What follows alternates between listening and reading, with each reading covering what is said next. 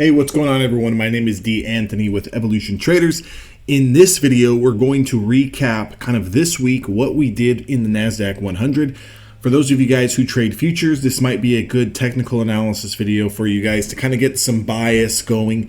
Now, we had a pretty big week. We had FOMC, we had some very big earnings, Meta, Amazon, they kind of led the way, led the charge. Meta was really strong announcing that dividend, and so forth, right? So let's just kind of get into the charts here and see exactly what happened. We were up 250 points from the open. Now, a lot of this damage was kind of done very early in the day, and it was kind of just a slow trickle higher. Now, we did kind of pull back off the highs. And one thing that I want to point out to you, where we got rejected, if you kind of go back on your daily chart and you look at the 29th of January and you look at the 30th, look at those two highs and look at today where we stopped, okay? If you kind of even go back further in time and look at the 24th as well as the 25th, you can see that this zone here, and I'm going to kind of draw this, draw this box just to kind of show you guys. If you notice this highs, notice these highs, we touched it here, we touched it here, and here, is acting as resistance. So you can see a nice ceiling being put in. If we do start to confirm today's highs, we have the potential to keep on continuing to run higher on the Nasdaq, all the way up to prices of around 17,975. Now, again, for a lot of you traders out there who try to predict and try to, assume where the market could be going or what the market should be doing, stop, okay? The market can continue to go higher as long as there's buyers. What does that mean? As long as price action continues to get pushed higher, you have to continue to go with the trend. Now, could we be seeing a potential back test at some point in times? Can the majority of these names continue to sit at all-time highs? Maybe, maybe not.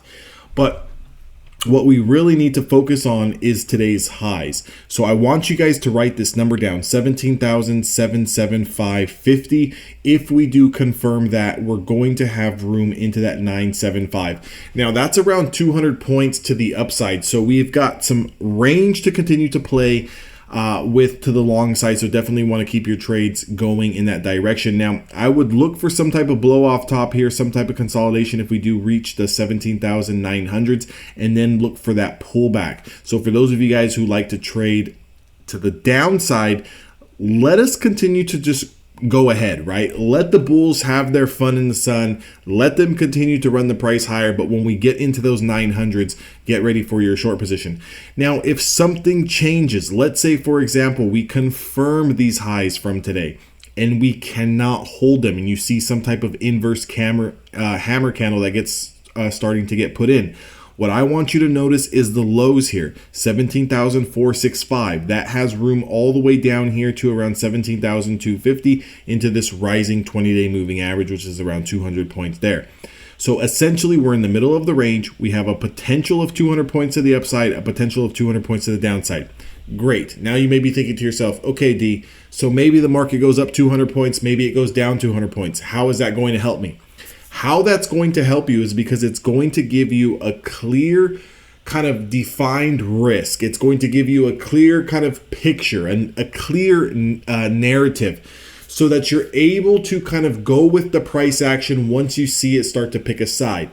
A lot of times traders, they tend to be more one-sided bias, meaning they want the market to go higher or they only trade long. They want the market to go short, so they're only looking for pullbacks. Just be ready and prepared to trade both sides of the market.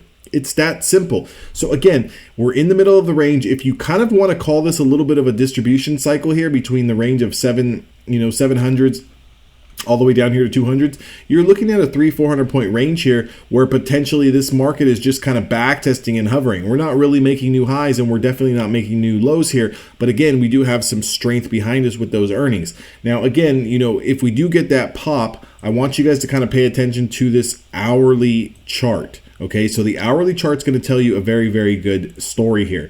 So notice the first hour candle. And again, I don't know how many times, and I'm going to make another video on it, on the strategy. If you guys just kind of wait for the first hour candle to form and then see if you have potential, if we do confirm, then you're going to make a lot of money, because it's going to force you to be patient, and it's going to force you to take trades that only have bigger potential upside.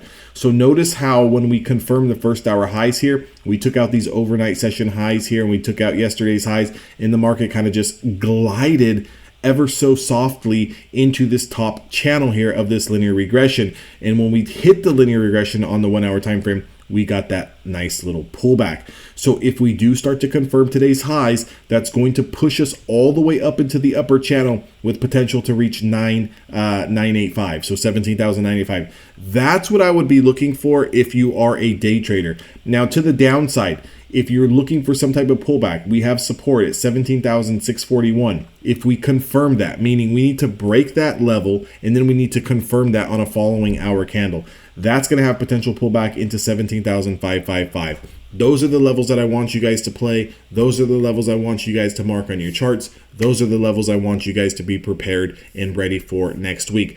If you missed something, rewind this video back and listen to the levels, write them down, mark them out on your charts. These are going to be crucial areas that you're going to be able to make money on. So if you are trading a prop firm account, you're trading a funded account, you're going to be able to pass these prop firms and take your payouts if you just sit back and wait for some of these bigger, higher time frame levels to confirm.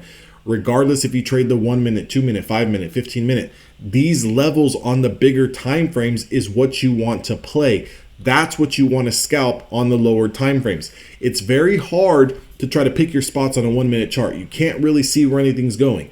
You can draw a little bit of supply and demand, but again, in the bigger grand picture of things, you're really not looking at anything that serious. You need to look at the higher time frames and then use the lower time frames to enter your trades and manage your trades and your stop losses and so forth. If you guys enjoyed this video, give me a thumbs up. If you guys would like to be a part of the community, that link is down in the description box below. We do one-on-one coaching and mentorship, as well as live trading, as well as intraday technical analysis, as well as being a part of a team that is looking to help you grow and get better as a trader. I'll see all of you guys on the inside.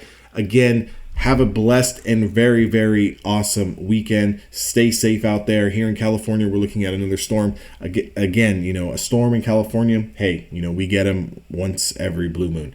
But with that being said, I'll catch you guys all next week.